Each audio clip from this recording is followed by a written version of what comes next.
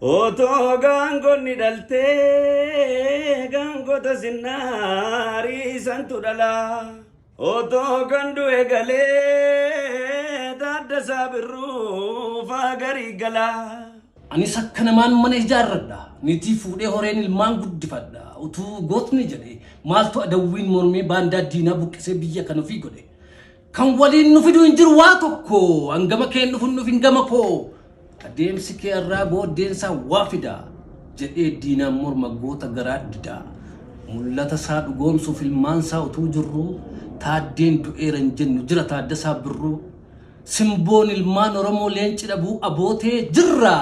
Jira Taaddasaan jira miliyoonaan baay'ate. Kan Jeneraal Taaddasaa TikTokii Feesbuukiinoo mataa nama naannisaa.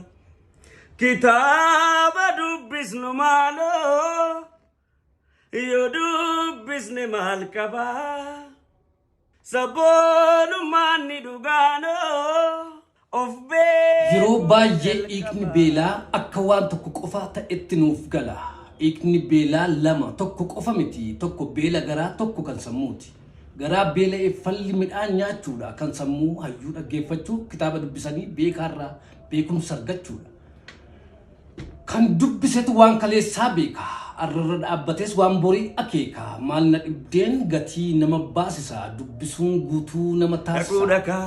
Dhaquu dhakaa aartii ofiin boonuu dhakaa seenaa ofiin boonuu dhakaa aartii ofii tumsuu dhakaa seenaa gootaa beekuu dhakaa seenaa Taaddee Birruutikaa dhagaa warran dhageenyis dhageessisa.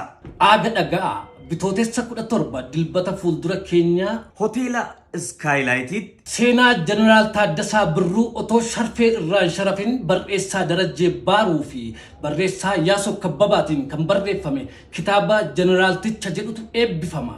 Kitaabota 3 bakka tokkotti Jeneraalicha Ahamataa seenaa Balaay Zallaqee Qilxuu bitootessa 17 sa'a 7 irraa eegalee Irraa nafina kan irraa afuu jamaa bakka xiiqii bakka seenaa irraa akkamittiin afama.